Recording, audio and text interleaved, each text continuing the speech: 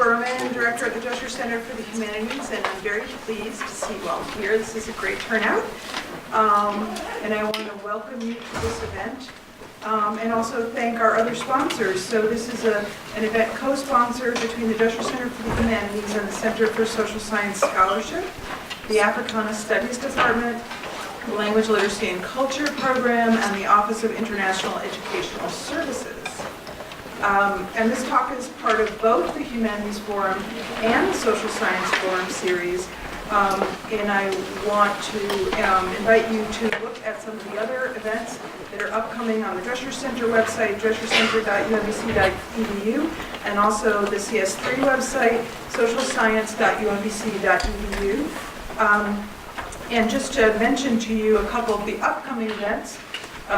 For the last Social Science Forum event of the semester, upcoming on Wednesday, April 10th at 4 in the Kuhn Library Gallery, the History Department's Low Lecture, and that's Birthright Citizens, A History of Race and Rights in Antebellum America, presented by Martha Jones, the Society of Black Alumni Presidential Professor and Professor of History at Johns Hopkins University. And in this talk, Professor Jones will discuss her recent book, Birthright Citizens, which tells how African American activists radically transformed the terms of citizenship for all Americans. And then also the upcoming Humanities Forum event, Thursday, April 18th, 4 p.m., also in the Kuhn Library Gallery. This is the Philosophy Department's Evelyn Barker Memorial Lecture, and that is The Case for Substantial Gun Control, a talk by David DeGrazia, Elton Professor of Philosophy at George Washington University, and he will make the philosophical case that the U.S. needs stronger gun control measures. So I think these will both be wonderful events, so please mark your calendars. I also invite you to engage with us on social media. Follow the Drescher Center on Facebook and at UMBC Humanities on Twitter, and the Center for Social Science Scholarship on Facebook and at UMBC SocSci on Twitter. So before turning it over to the Director of the Social Science Center, Christine Mallinson, to introduce our speaker, I'm just going to say a few words. Today's lecture is the Daphne Harrison Lecture, which is named after Professor Emerita Dr. Daphne Harrison, who is the former chair of the Department of Africana Studies here at UMBC and the founding director of both the Humanities Scholars Program here and UMBC's Center for the Humanities, which is now the Drescher Center for the Humanities. Daphne Harrison came to UMBC in 1972 as an associate professor of Africana Studies. In addition to her work as a teacher, during which she spearheaded a 2-year effort by UMBC and Baltimore school teachers to seriously discuss racism, she also acted as founding director of UMBC's Center for the Humanities until her retirement in 1999. Long stretch. A scholar of music, she published a number of articles about the blues and wrote a book entitled Black Pearls, Blues Queens of the 1920s. As a professor and faculty colleague, Harrison worked creatively with many departments and campus groups, including Gender and Women's Studies, the Music Department, the Meyerhoff Scholarship Program, and others. I love teaching and enjoy challenging students to be imaginative, to take risks, to stand up for what is right, regardless of peer pressure, she said. As a result, I fell in love with every new group of students that walked into my classroom. As the first director of the Center for the Humanities, she worked tirelessly to recruit faculty to teach the Humanities Scholars seminars and to mentor both the scholars and their professors while inviting challenging speakers to campus for the Humanities Forum lecture series.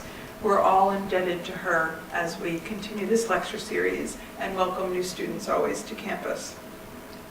We miss having Dr. Harrison and her husband with us for this lecture, which she continued to attend for many years, and I'm sure she would have been terrifically interested and pleased by this talk, so I want to just honor her quickly by a round of applause.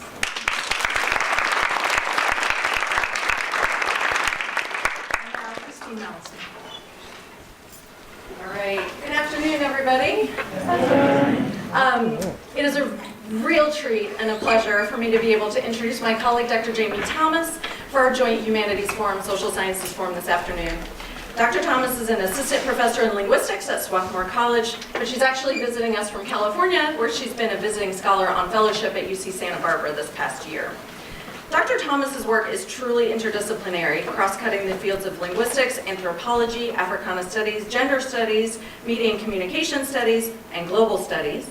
And her many research projects have taken her to Mexico, Tanzania, Jordan, and Micronesia. As you all know, Zombies Speak Swahili is the title of Dr. Thomas's talk this afternoon. If we had an award to give for best title, I think she would win it.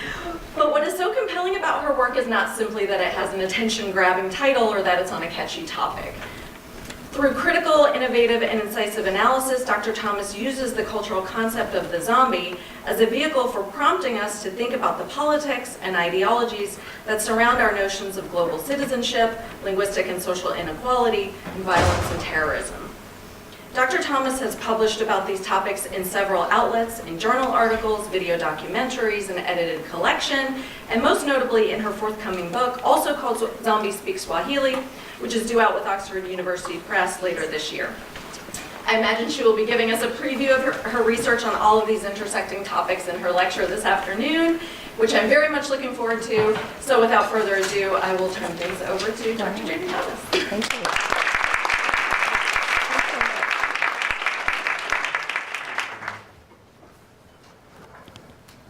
Thank you so much for having me to the social sciences, the humanities, and everybody in between. And if it doesn't fit you, and if it doesn't concern you, I'm really glad that you decided to come and join us today.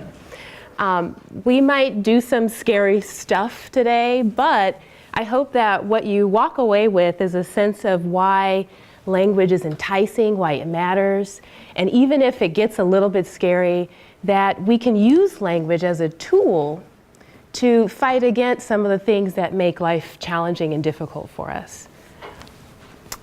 I come to linguistics by way of anthropology and a little bit of organic chemistry. I was a seeker back in my day, which actually wasn't that long ago. Let me just stop pretending, okay?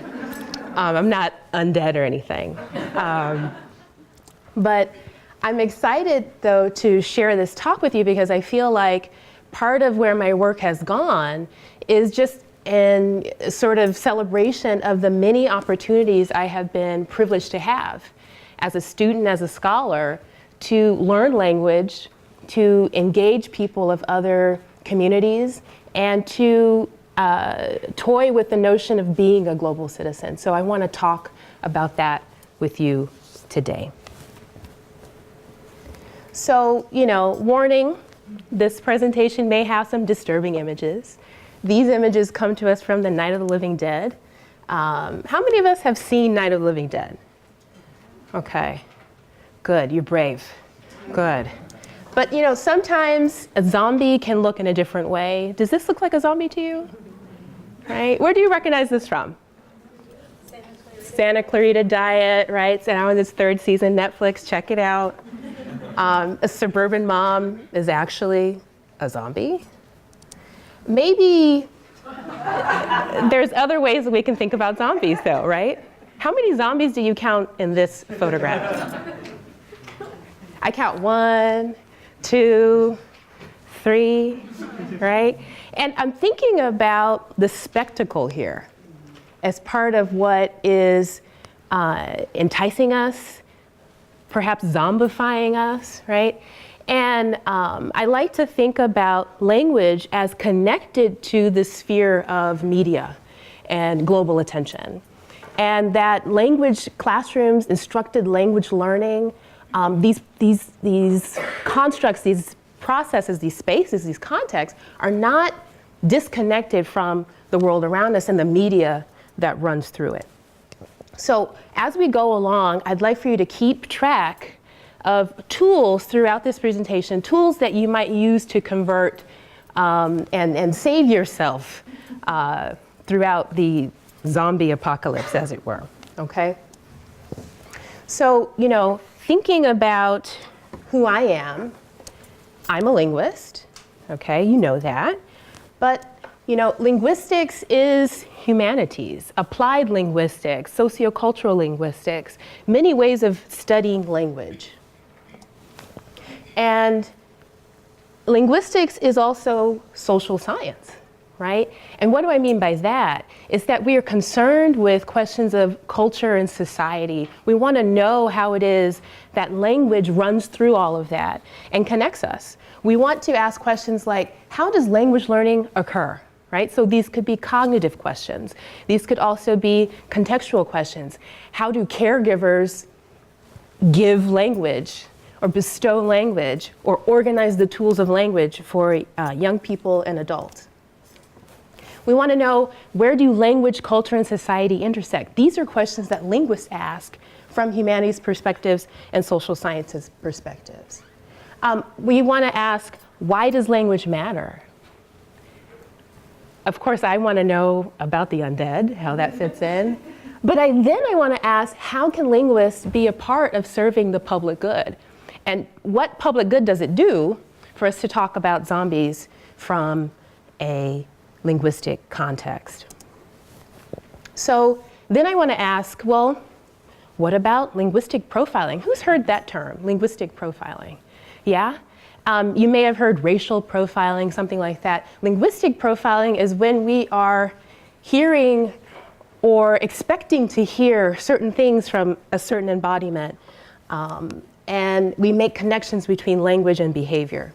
So, linguists are playing a role in thinking about housing discrimination here in the States. They're thinking about our attitudes towards certain languages.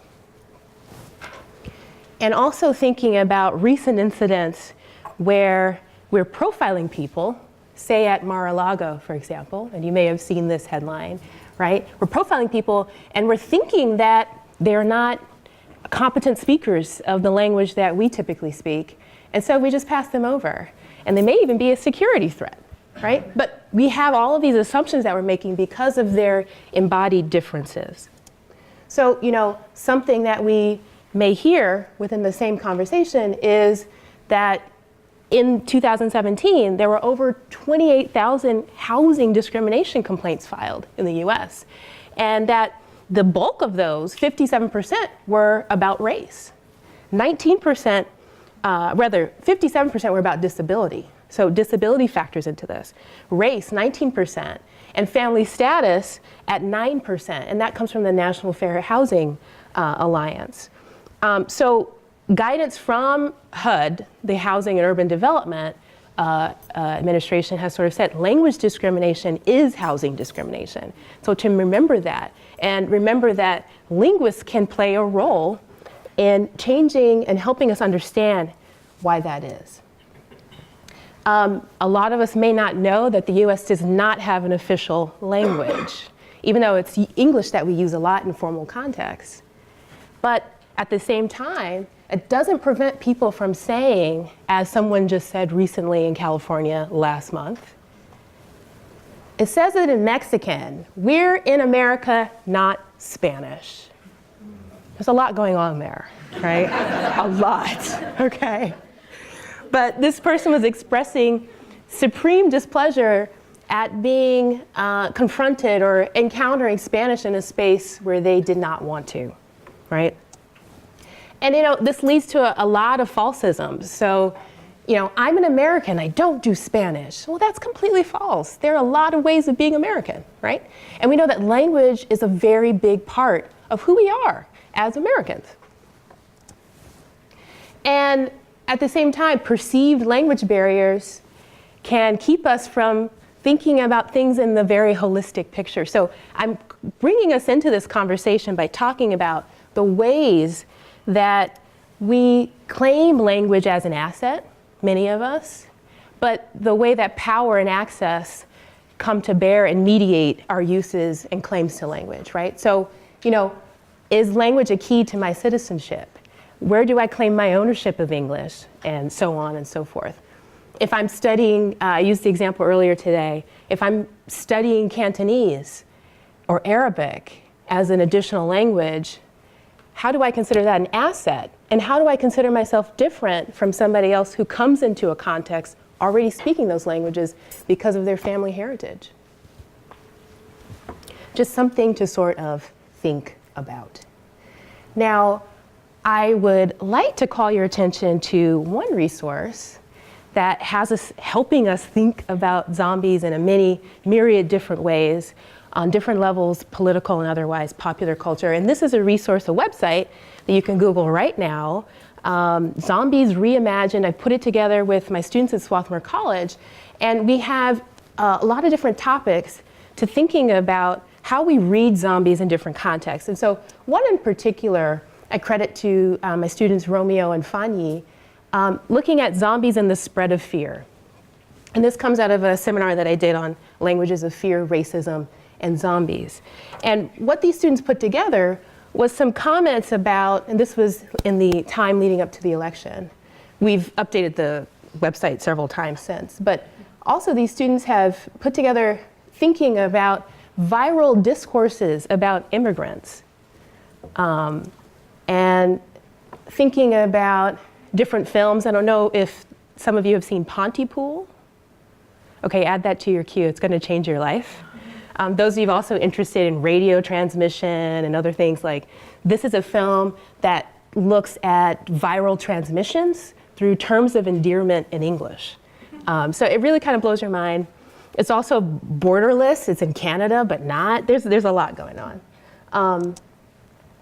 And then thinking about how candidate Trump has created a virus for American citizens when it's coming to mainstream discursive behavior. So thinking again about the utility of the undead to help us think through how it is that we are assenting to certain behaviors and certain attitudes towards language and others around us. All right, so switching now into the things that I hope to convince you of through my own viral messaging today. I want you to walk out of this room later today thinking that media messaging matters in relation to language learning. I want you to think about language as something that is not dead. When we're teaching language and when we're reading artifacts of language like books and things, it's so easy to approach it as though it's done and over with. All of the constructs are finished. Nothing is further developing. But that couldn't be further from the truth, right? In our spoken activity, whether we're signing or we're speaking, we are continuing to shape language through the ways that we use communication in the here and now. And so I want to talk about that. I also want to convince you that humans should fight against being zombies, and these humans in this case are actually researchers, okay? So those of us who are researchers or getting out there or just passively reading a lot of secondary material, we have a role to play in fighting against zombification, right? And that zombification, I'm sort of saying, is thinking that we know all the things, right? That we can get into a sort of habitus and habit around our own practice. And one of the things I want to talk about is how we can just continue to keep an ear open and fight our own sort of zombification. So onwards and upwards here. I'm going to take you to Mexico, where we'll see an example from Swahili. I'll take you to Jordan so we can see an example in Arabic. And then I want to take you to Tanzania and East Africa to show you another example with Swahili.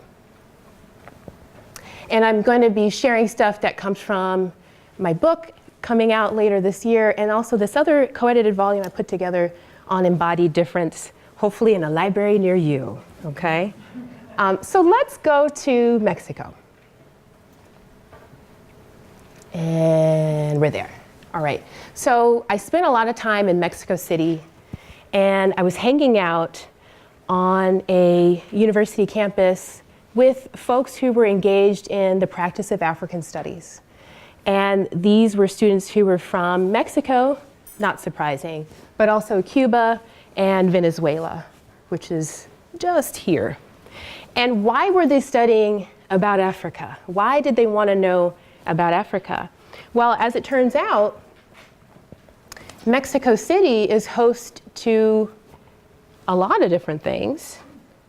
And so let me get that back up for us. But Mexico City is host to one of the oldest African studies programs in the Americas. And this is a program that requires its students to learn an African language, and it offers Swahili as the African language for the program. So it's interesting because it's valuing language, but also sort of making a statement that Swahili is representative of the continent, at least in that context. And so let's get straight into it. The students in this class that I was observing and participating in were, let me see if that will come up there, talking about this video game Resident Evil. And I don't know if any of you are zombie video game players. Yes, you are.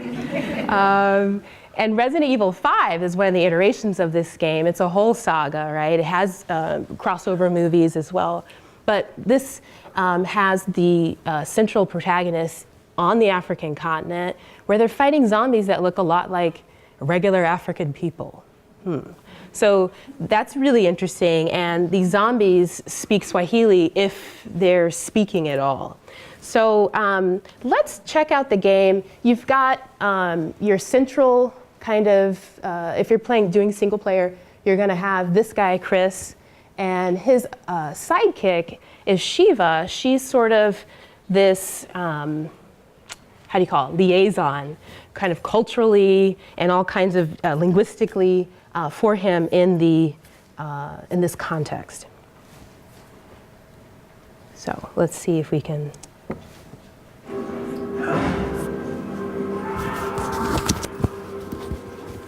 you hear that? It came from that building.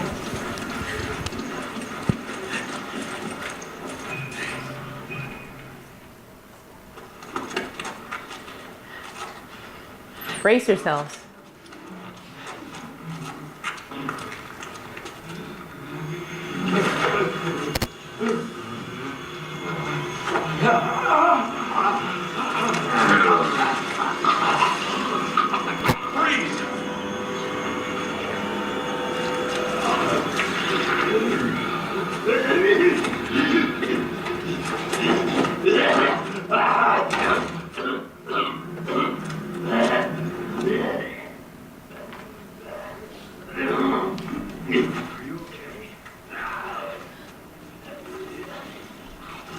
So you can kind of guess what happens next, right? Now what's interesting is we're in this context of Keyjuju. Has anyone ever heard of Keyjuju? Right, that's because it's fictional, but it's made to appear real, okay? And it's located in West Africa, and you have Shiva Alomar, and if you look closely, actually, you notice that she actually has this tattoo that has Swahili in it, shuja, this word meaning brave, and also West African Adinkra symbol elements, right, that come from roughly around Ghana. So the Jinyame, which is sort of all-knowing, omnipotent, and then there's sort of symbols for something akin to bravery within that communication system. So you're in Keyjuju. And some folks from communication studies and video game studies have looked at this game and understood that part of what it does is it walks you in with a white American male protagonist, right? This super beefy guy who's going to change everything and make everything better. But actually what he does, he doesn't have any intent to help local people. He just wants to get what he's come for and get out of there. And so it's really about presenting Africa, sub-Saharan Africa, Africa as sub-Saharan Africa, first of all, and then really homogenizing that total look so that you think one thing when you think about blackness and Africanness within this game. And the other thing these folks have said is that it sort of allows, puts Africa in a position where it's acted upon, it acts out, and the West has to intervene. So it's connecting this video gamescape with discourses about broader relations and geopolitics. And at the same time, when this character encounters speakers of Swahili, notice that they have darker embodiments than she does, right? They look more sinister, and they also are dressed as some kind of warlord. So associating language with particular ideas and ideologies kind of puts it in a corner, doesn't it?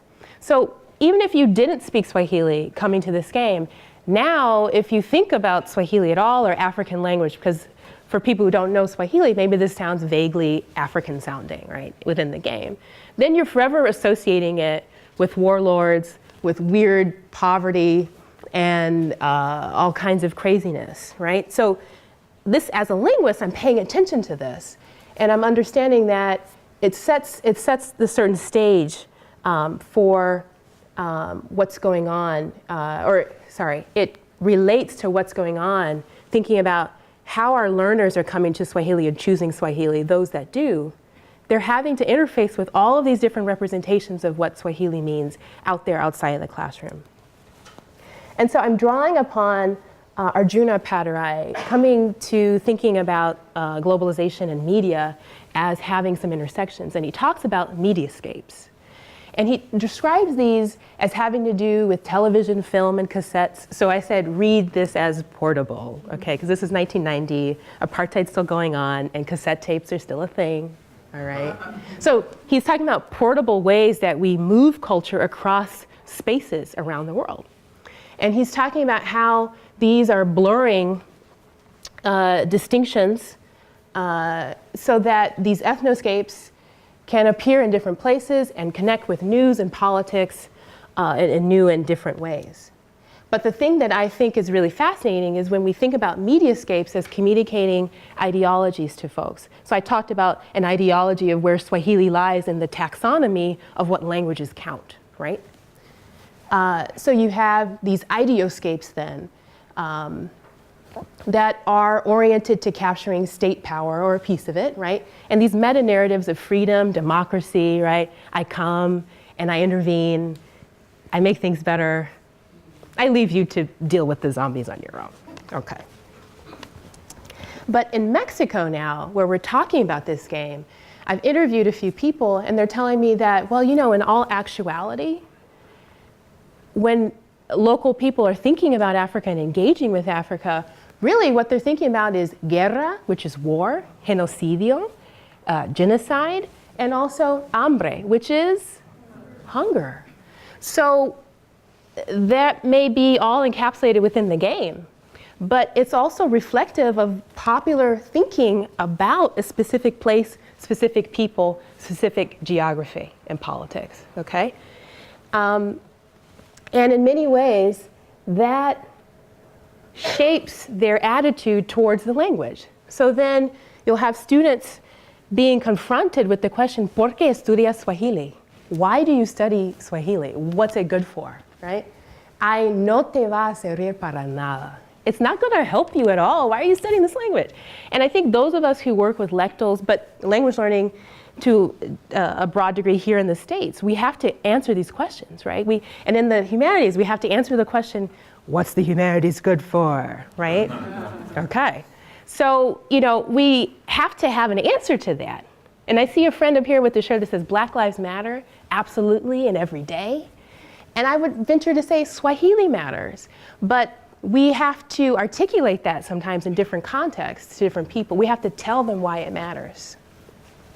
And this is sort of saying that in Mexico, with this complicated past of African enslavement, right, dating back to colonial times, and continued discrimination of people who have Black heritage, the relationship of studying Swahili within that space and engaging in African studies is continuing to interface with these ongoing mediascapes that communicate ideologies that negatively impact our thinking about Africa. Okay, so we're going to try something really quick because I want to make sure that the person sitting next to you is not a zombie, okay? So you're going to turn to that person and say, Hujambo, okay? Okay, you're checking to make sure, okay. Yeah. How are you? Okay. They're going to say, si jambo. Now, wewe? Okay, good, good. Okay. Now, if your person can answer this, they're probably not a zombie. But you should just ask, okay? Wewe ni mzuka? Okay. And they can say, hapana, mimi ni mwanafunzi wa simu.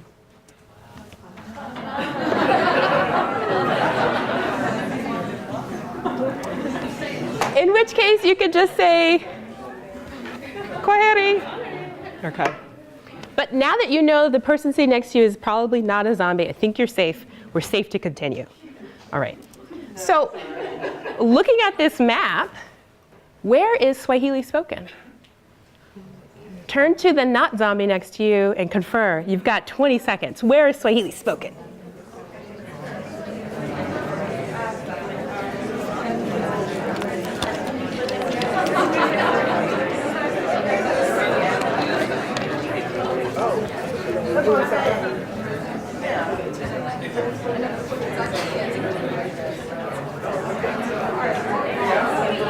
Success?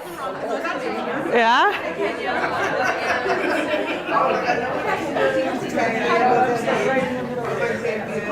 So Swahili is spoken in a lot of places, but not in West Africa where Keyjuju is.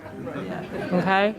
And the thing about it is, it's a fairly easy thing to sort of research, right? You look it up on Wikipedia, you Google it, you'll figure it out.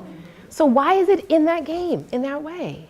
And my argument is that there's something deliberate here about the way we're representing different communities of speakers to certain ends, okay?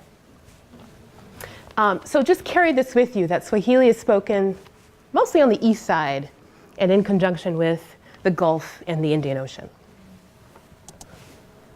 And so in Mexico, you have this group of folks who are outside. They're non-academic folk, but they just get together in the evenings to learn Swahili together. And this curso taller, this kind of like workshop, evening workshop.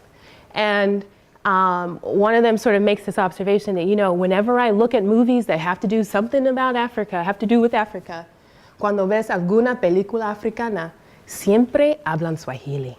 They're always speaking Swahili, even if it has to do with like Morocco or Nigeria, okay? And so, you know, let's think critically about what we're doing with language and media and how that circles back to the language learning context. So I'm going to fast forward just a little bit and continue our journey and take you to Jordan. I want to take you to Jordan. And something you may notice in this picture is that I'm in the picture. Okay? And that's because, you know, there's so much of the research that we do as kind of academics, and I think there's so much of a tradition of taking ourselves out of it, you know, to appear objective and stuff like that. And the real truth of it is that we're always there. Even if I don't use the word I am behind the words that are on that page. I'm behind the questions that I asked in the field. And so my point here with this segment is that language is not dead. Let's get into why I want to say that. Taking you to Amman, which is right there sort of in the center between a lot of what's going on currently, hotspot in the Middle East, I guess. And so, you know, these are human stories. These are moments of interaction. So as a linguist, you know, you're thinking about, okay, well, language happens when people are doing stuff together, right? When they're saying stuff, when they're interacting. There's also the mediatization that is occurring in this space, semiotic landscapes of meaning, socialization through language, about language, and then again, these embodied differences. So I wanted you to hear straight from a student who's talking about his experience while in Amman, and we're in a coffee shop there. So let's hear about his racialized identity experience. Let's see if I can get that to play.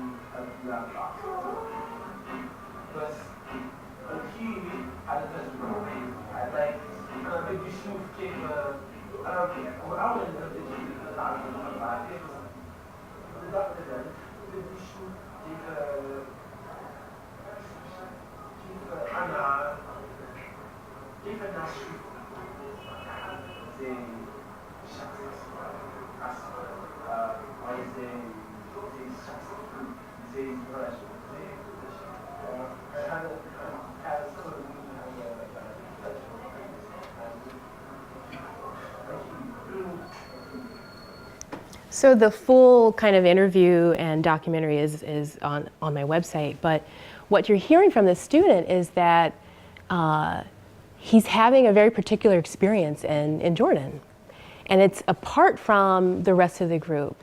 And it has to do something with him being black and being perceived as black and seen as black in that space.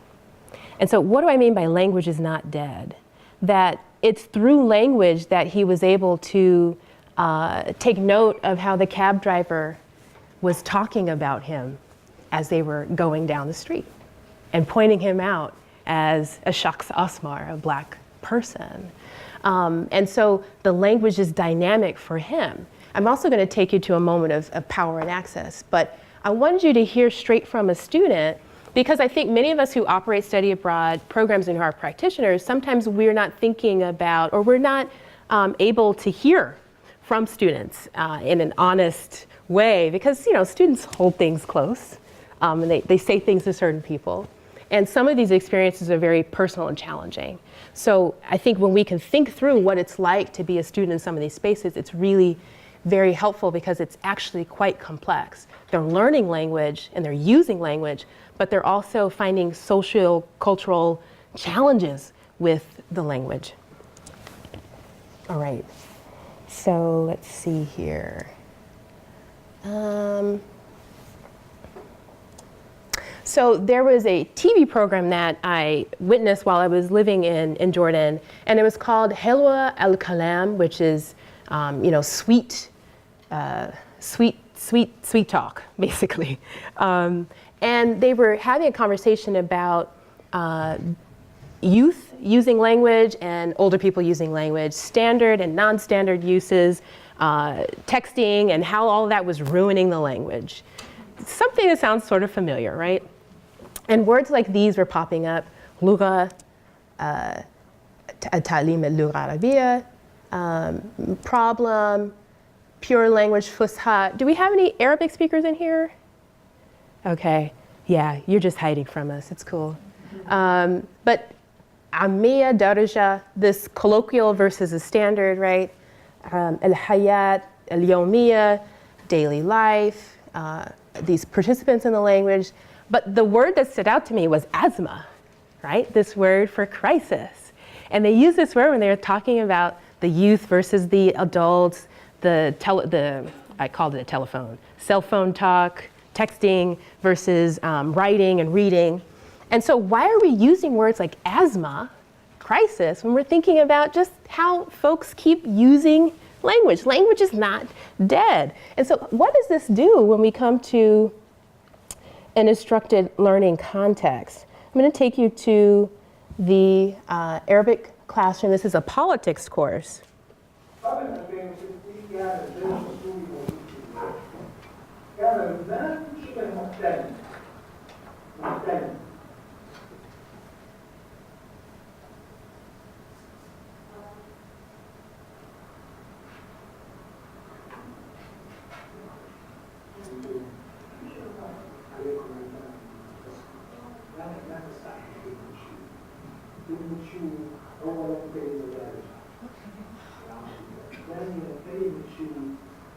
لها يعني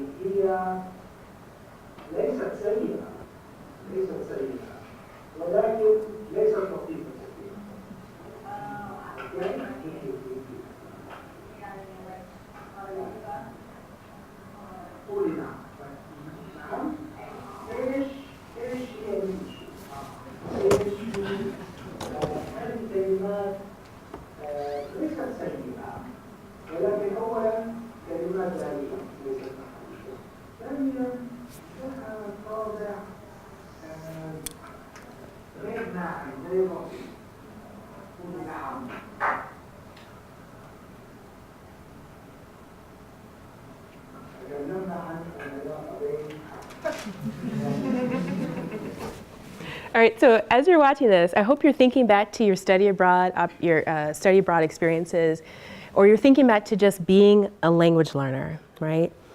And what it's like to be around that table, and to be experimenting and using language that you've picked up from being in that context. And so for these students, they picked up the word shoe as opposed to matha. Okay, so shoe is a sort of a local word for what? Like, so she responded, you know, he's like, so what you guys got anything? She's like, what, shoe? And he's like, oh, no, not in this space. And so it's fascinating because sometimes when we're thinking about teaching in these languages, we often teach the stuff that we read and write, right? We teach the standard variety, but what we're seeing here is that students want access to other varieties, and they want to be able to use those, and they want to try to experiment. So on the one hand, we're seeing a culture of instruction, which is actually a great learning experience. And then we're also seeing that butt heads with the kind of diglossic behaviors at bay, going on in that space. And I heard some of you kind of laugh a little bit there, because you're noticing that this teacher kind of made a didactic moment out of the language use and then folded right back into his plan, right? And so, you know, let's just think critically about how it is that we intervene in students' language use as well. Socialization into diglossia. Now, you know, I spent time with another student in that context, and these are the words that she was writing in her daily notebook. These are the words she wanted to know, right? Words like, you know, something for full of shit, or go fuck yourself, right? And I'm thinking back, though, to the student in the taxi, right? Lie. And his experience with this taxi driver calling him out and saying, you know, you're just like Michael Jackson, you know, that kind of stuff. That happens a lot for people of color and black people in these, in some of these contexts. And it's not seen necessarily as discriminatory or hurtful. It's just kind of like, you're black and I'm calling you out for it. But it's tough to hear sometimes. And so what you really want is a phrase like, go fuck yourself, right? You want to be able to clap back and talk back in real time. And I remember like living in Tanzania and being followed around by like some weird guy once, and trying, like searching my vocabulary for something really mean and nasty to say. But you know, it was rough because in all my instructed contexts, I hadn't really gotten the dirty, nasty, mean language. And it was gendered too, because I had a male instructor and he was like, you know, I just can't say that to women, I can't teach you that. So often, you know, what it puts students in the position of is having to take their notebook around and sort of ask the person that they make friends with, hey, can you tell me how to say something really fucking mean, right? So how can we bring that from the study abroad context into our instructed environment so that students are more equipped when they get out there in the field to deal with these issues of access and power and difference? My final example, I want to take you to Tanzania. Again, putting myself in there because I am a part of the interpretation of this context. But, you know, I love this picture with the camera lenses, right? Because here we have an opportunity through autoethnography, through critical ethnography, to turn the lens back on ourselves as researchers. And so this is the humans versus zombies point, right? What I want to sort of talk to you about is how researchers can engage in intercultural competence. And a friend of mine earlier said, maybe cultural competence, maybe what we really want to say is cultural humility, and I would agree, that this is about seeing ourselves as lifelong learners within the space, and how that can shift our orientation to feeling like the people around us, the everyday people around us and the learners that we're engaging are founts of knowledge in their own kind of way. So here I have, you know, just a couple of points about intercultural competence, intercultural awareness. intercultural learning from different perspectives, but skills of discovery and interaction, that these are things that we want to engender within our students, our learners of language, but that as researchers, we can also embody these through our practice. Critical cultural awareness and ability to evaluate critically and on the basis of explicit criteria, perspectives, practices, and products in one's own and other cultures and countries. Okay. So there at the University of Dar es Salaam, the Swahili department, and in the classroom, now this is a group of Korean nationals who came to Tanzania for study abroad and were engaged in learning Swahili while they were there. And they came, they saw, and they took on Swahili names. Okay. So you have Habiba over here, meaning beloved, Raha, the word for happy or happiness, Ndoto, dream, and Lulu, pearl, with their teacher, Mohammed. And you can sort of see where I've positioned myself in the room. I'm towards the back with my recorder, my notes, and my old school cell phone. But this became an opportunity for me to get to know what is it like for Korean students in this context, and to expand my idea of what study abroad means. That it's not just American students that get to study abroad, okay? So many other people are engaging the world, and I think we do ourselves a service if we keep our minds open and become critically, culturally engaged. So here, thinking about these intercultural attitudes, right? This curiosity and openness, readiness to suspend disbelief about the other, about other cultures, and belief about your own culture. And that's hard. So how do you do it? How do you suspend your own disbelief, right? How do you try to de-zombify yourself, right? Social scientists, we have this concept that we borrow from this guy called Bourdieu, right? And he gave us this notion of doxa, right? Or he kind of helped to explain it, this notion of something being so normative for you, so normed, that you don't notice that it's an actual norm that's been put into place or that's been agreed upon. You have assented to it. Like this notion that you guys are supposed to sit right now. It's so normal to you that you came in and you sat. But if we were in a different kind of cultural context, it may be more appropriate for us to stand in a circle and imbibe in the conversation that way, right? So these are actual norms, and that's what anthropology and other kind of social sciences help us understand and recognize.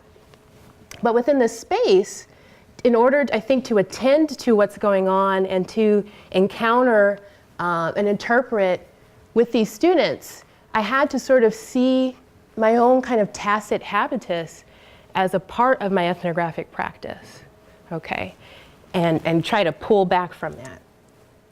And one of the things that I did was that I worked on gaining and garnering self-reflexive insights from interviews and stimulated recall with these learners. So I had the recorded segments, and this is kind of standard practice too, right?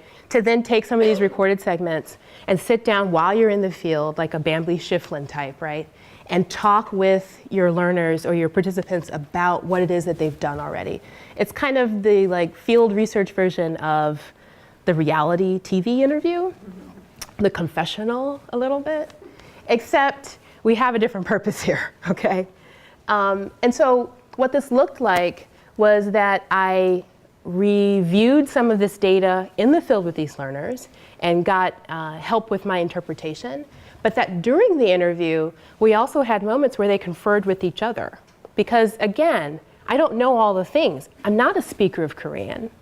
And encountering these learners in the field was actually serendipitous. I did not expect or plan for there to be Korean learners of Swahili in Tanzania while I was there. But I wanted to learn from them. And so I worked with their group, and then one of them sort of surfaced as an English speaker to a greater degree than the rest, and became an interlocutor and a translator, and that was part of us building intercultural awareness during the interview. Okay, so what you're noticing in here is we're having this, we're walking into the interview talking about, well, what was it, what did you think about Swahili or Tanzania before you got here, right? So Habiba's sort of saying, well, Koreans don't know Swahili. And Doto, like I'm agreeing. My family is very negative. My older sister, why? Why going to Tanzania? And then that kind of nervous laughter, right? Where it's, you feel like there's a disjuncture there. And then this notion of danger, dangerousness, right? Tanzania is very dangerous. And then Lulu sort of coming back, but Korean usually don't know, doesn't know, so she's even self-correcting in English. And then Swahili. At the same time that Habiba's jumping in and sort of saying this in Korean, Swahili itself, they don't know, right? Jumping in, agreeing. And then asking, Lulu asking, well, so what, how do I say that in English, right? And then Doto sort of jumping in. So that the interview is a co-constructed moment here of building knowledge and sharing knowledge interculturally. And that the only way that I know what was being said here is that I went back with these same speakers to decode some of this talk. And that is a part of my process and my orientation to learning from these speakers.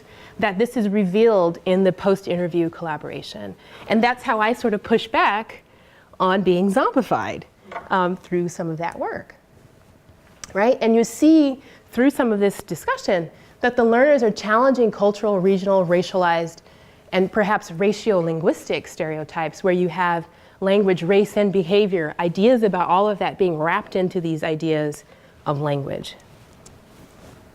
And so just wrapping up here, I just want to share a moment where we were talking in the cafe now. And who's been to Tanzania? Yeah, a couple familiar faces out there. You'll remember the Kilimanjaro water, the leader that you always have, and the phrase, it's Kili time. Does that ring a bell? That's not for water, that's for beer. Okay, Kilimanjaro brand, very good. But here, so, we're asking for tea. I'm saying asante, thank you. Waiter replies.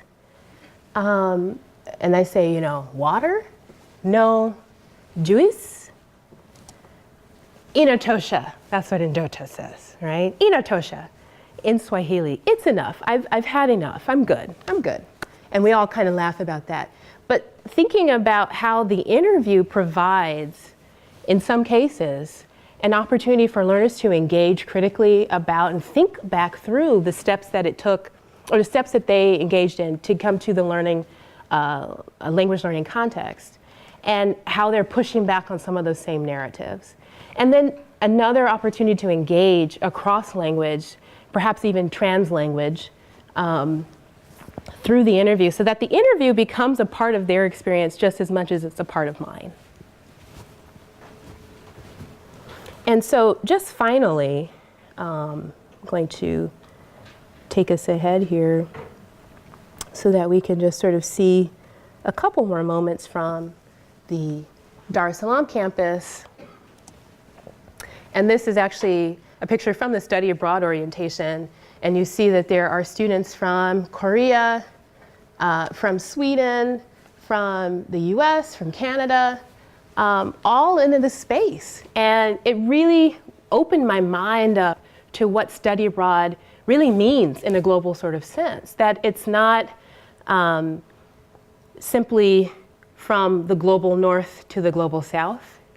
That in the same context where I had encountered Japanese and Chinese learners, there were also Ghanaian learners who came from Ghana. And so that south-south cultural exchange can also be a part of what study abroad fosters.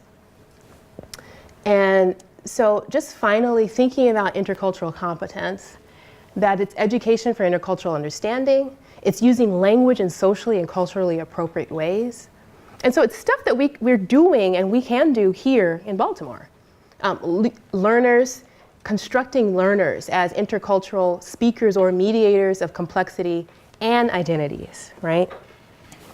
And thinking about that researcher role as a way of engaging and learning interculturally in the field alongside our subjects or our participants. It's actually probably a better word. An even better word is collaborators. All right. So just in final thinking, right? This zombie pandemic, and actually this comes from the CDC website, so I'm not far off, okay? But what's the zombie pandemic, right? And what are you preparing yourself for, right? A lot of us are preparing ourselves for election 2020, mostly because I feel like they're making me. Media is making me all the time. But we're trying to keep ourselves from thinking statically about language. That's one of the ways that I think that we can do this. And we can work together to do that. Because media messaging matters, okay? Language is not dead. It's dynamic. And there's a way of thinking about the human in us and the zombie in us. So thinking about how media participate in spreading viral ideas about language and languages that intersect and engage and that we encounter within our language learning context. Thinking about how language is dynamic, always changing, and very much powerful. And then finally, through language, building interculturally to delay zombification. And I add to that to push back on sort of these anti-globalist ideas, these ideas that a national identity is a singular thing, that it cannot have the spread of diversity that is actually, in fact, it is. And that language can be a vehicle for that. And it is already a part of that, whether you recognize it or not. So get on board, become a linguist, right? It's my shameless plug. And finally, the last and ultimate shameless plug is just think about Zombies Speak Swahili the next time you have a chance. And also look up Embodied Difference, because it's a volume that brings a linguist, myself, into engagement with anthropologists, historians, a legal scholar, to think about embodiment as it crosses all of those disciplines and makes a difference. So thank you so very much.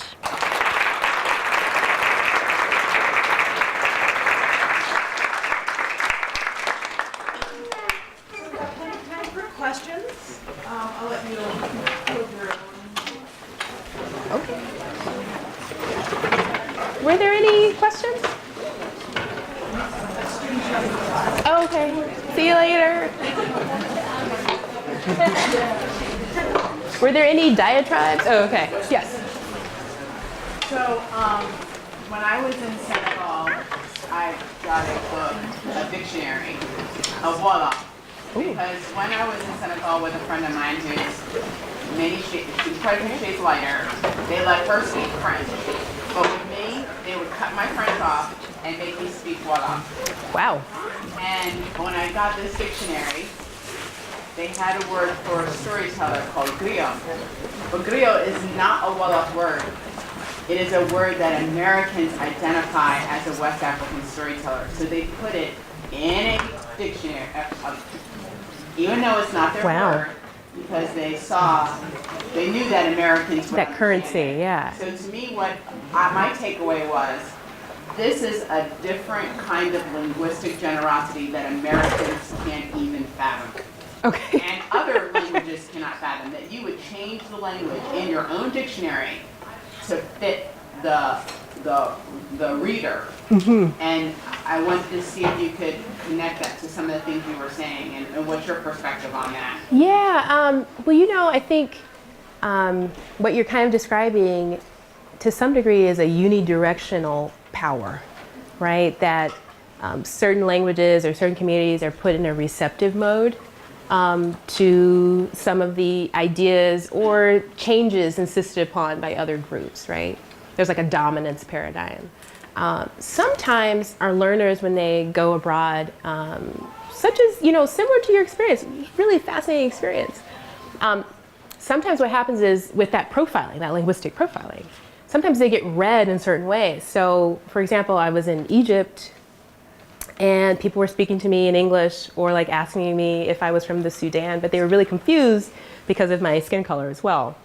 And then a few of us put on hijab as a sort of cultural experiment and went to the same context and were completely spoken to in Cairene Arabic, totally. So what it told me was that our embodiments are really a dynamic part of the communication. And when you're thinking about the lexical side of language, right, and the dictionaries, I'm so glad you bring that up, because Swahili dictionaries, for example, are really interesting because they're influenced from kind of that ex-colonial British legacy. And what's really interesting is when you look at the Swahili to English and the English to Swahili, and how that sort of compares, and what things get put in or prioritized and what things get left out. Or what expressions are adopted from formal colonial entities and then brought in through other means since then. So you're really pointing out how power, access, and embodiment influence and impact our language use and our language learning in very real and intimate ways. So thank you. Thank you for that. Any other thoughts? Yes. How many languages do you speak, and do you plan on learning any other languages? Oh, goodness. I love this question because this is my question when I had a chance to speak with my very first linguist. Before I was taking linguistics, I flagged this guy down via email and I was like, can I talk to you? And I asked him the same question. He was like, Latin. Very different kind of linguistics. He was a historical linguist. For me, I learned a bit of Spanish in high school because I'm from the Los Angeles area, where Spanish has a lot of currency. But when I went to college, I learned Swahili, and then I dabbled in Arabic. I couldn't come back to it until graduate school. And so those have kind of become part of my sphere. So that makes it 4, I think. But then I'm hanging out with some people right now, some researchers who are part of this translanguaging clan, right? You may have heard of translanguaging.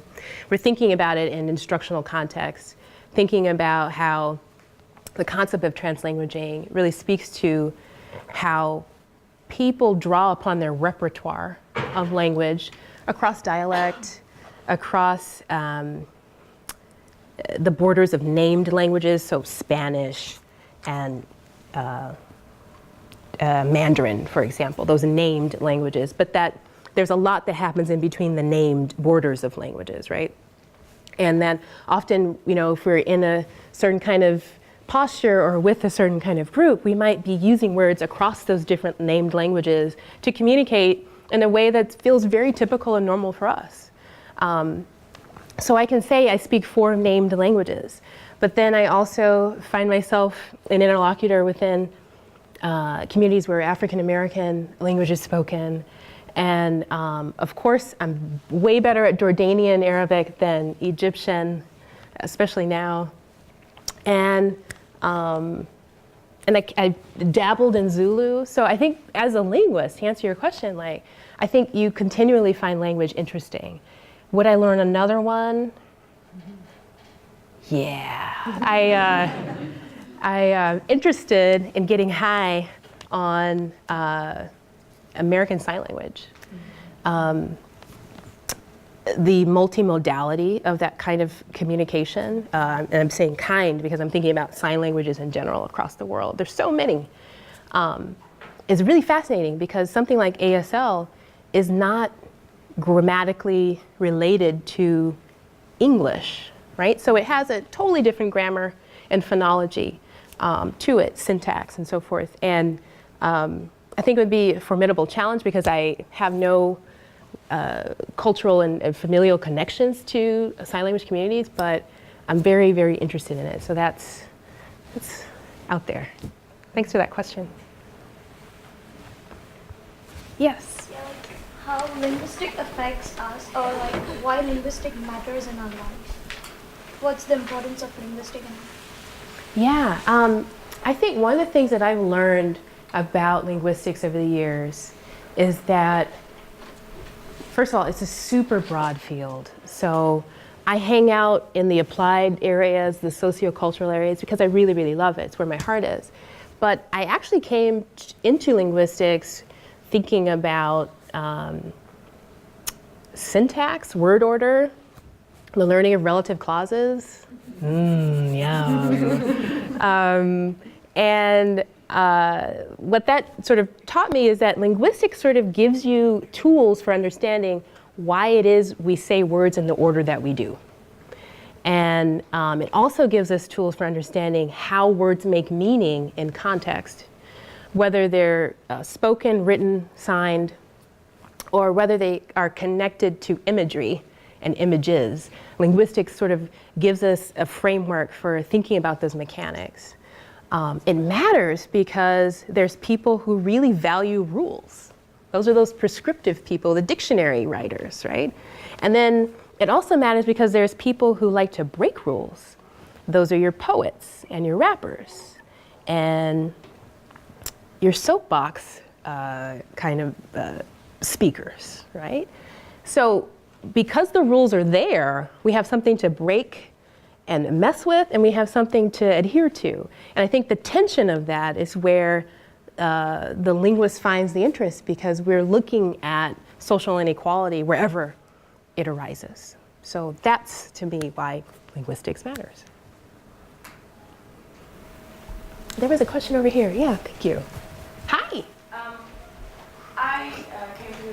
I'm dipping my toe in linguistics. It's not my wheelhouse. However, All right.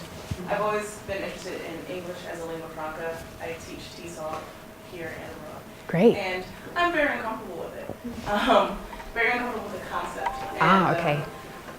I used to study international studies, and all my professors spoke about French. It's like French is the most important in international studies, but not anyone thinks to English.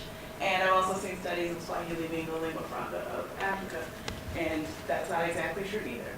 And I want to know if your experience with English as a lingua franca, is it different than all these other languages? Does it have more currency, less currency in different situations? What is your experience?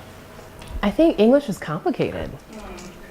So I've been in your position. I was a Fulbright ETA in Malaysia. And it was really interesting to be in a position where I came with English as part of my background, but was often seen as suspected of being like Nigerian, right? I'm like, no, I'm from America, like the rest of our group. And at the same time, being a part of the project of the global colonial kind of project of teaching English in these other locations, it sort of endowed me with this power that was new to me, right? And I think one of the ways that I worked with that was I built into my practice of working with the learners, I would tell them about other ways that English was spoken. I would share with them examples from American popular culture.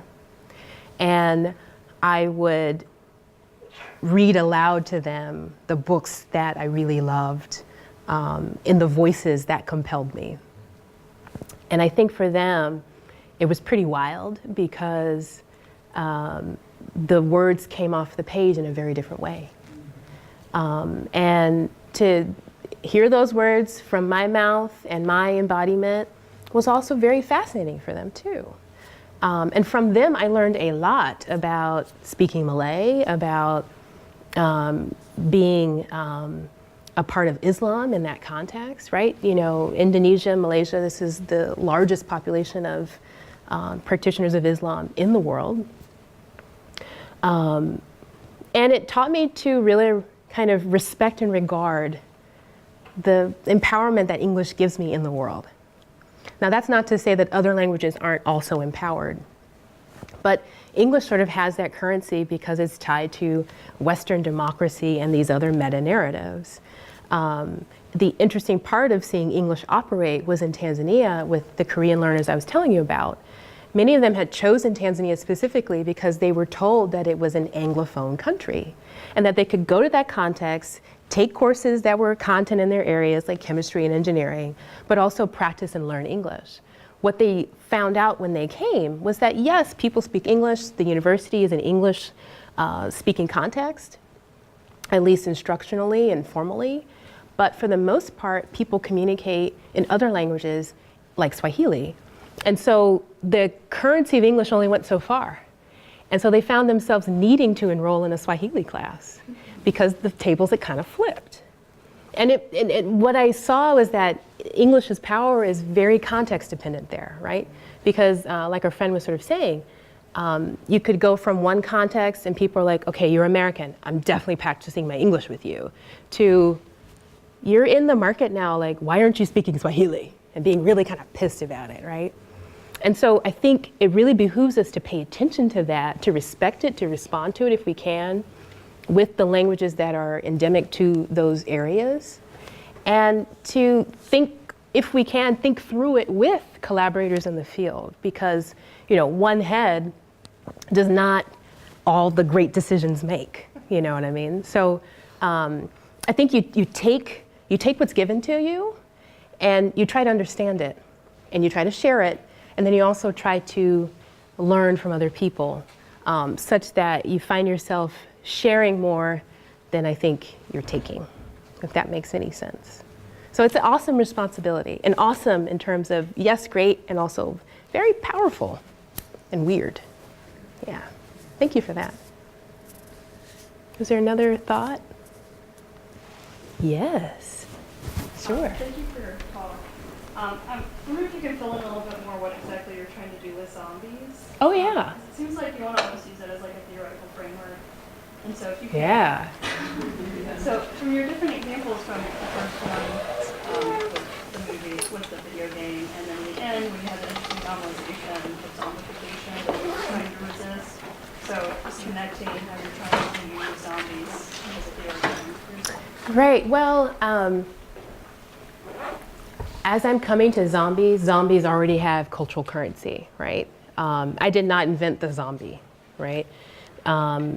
And I did not also foment the great kind of popular appeal that it has right now. But what I am doing is I'm participating in that, and I'm learning from it, and I'm responding to it. And one of the things I'm responding to is how people in different contexts, say Jordan Peele, for example, have responded to the currency of zombification in ways that also amplify it as a way of speaking back, right? So with the film Get Out, for example, you have a situation of zombification occurring that's kind of clandestine. No one really knows that these people are being whisked away. And by these people, I mean people who are Black, to this location and being sort of implanted with other people's consciousness, right? And being used for white longevity and the prevention of white disability in a certain kind of way, right?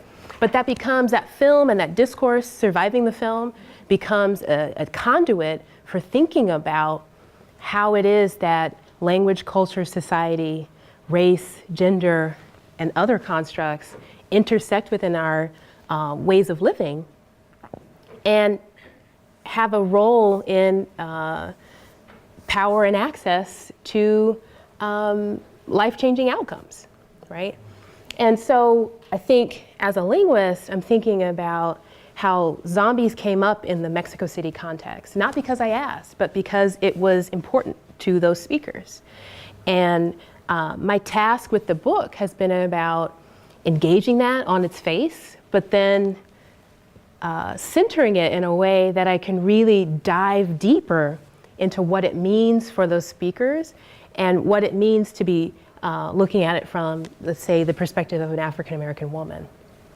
And so when I'm thinking about zombies now, I'm coming at it from these transnational kind of ways of engaging the media, but also from my African-American background and these experiences that I've had with Swahili speakers around the world. And so the book sort of uses the zombie metaphor, but tries to make an argument for why we should be thinking about Swahili, not just in the Eastern African context, and not just in its kind of Indian Ocean maritime histories, but as now a global Swahili, a global language that has legs, but is challenged by the many different stereotypes and boxes that it is being put in. So the zombies are breaking out, but at the same time, the zombies are speaking Swahili. So it's kind of good, it's kind of dangerous, you know? And I think those are really interesting ways to think about how language is not dead, how it keeps changing, and how we're a part of it, whether we are passive or active in that process. So thank you for that question. I hope I answered that. Have you seen the Us? No. Yeah. No spoilers. No, but I think that I would be curious of you watching that, because I just saw it this weekend. Okay. And I would be curious, and so I'm gonna email you. Would you? Because there's a part, like there's a zombie aspect to it in some ways there, and when you watch it, but they don't speak Swahili, but it'd be interesting to see, like I can't say I can't remember what they spoke, but they had that sense, and so I'm just curious to your point, and to how he uses that aspect of the zombie and how it connects with the work that you've done. Yeah, and so I have plans to watch it as soon as I get back to home base, and I will say, though, that what has enhanced my understanding of Jordan Peele's framework and his method, particularly for Get Out, is that I had the chance to talk with the music composer for that film, Michael Abels, and learn from him about how it was that he was actually the one who brought zombie-speaking Swahili to that film, and how that's a part of this global circuitry of Swahili moving across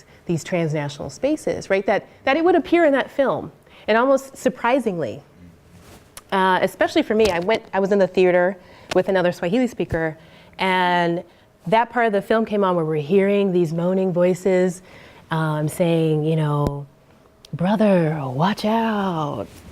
And we were like, excuse me? I understood that. Right. What's going on? Freaked us out to a whole nother level, okay? And so then to finally kind of get the backstory on that, and all of that will be in the book,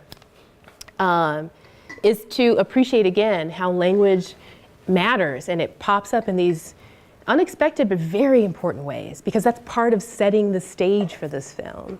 And it's part of bringing the African diaspora into context with contemporary experiences of enslavement, shall we say. So, you know, that's why I think linguistics is humanities and social sciences, and linguistics can be in conversation with cultural studies and media studies and so on, because language is the river that runs through all of it. So I thank you for that question. Thank you. On that note, please join me in thanking. Thank you. Thank you.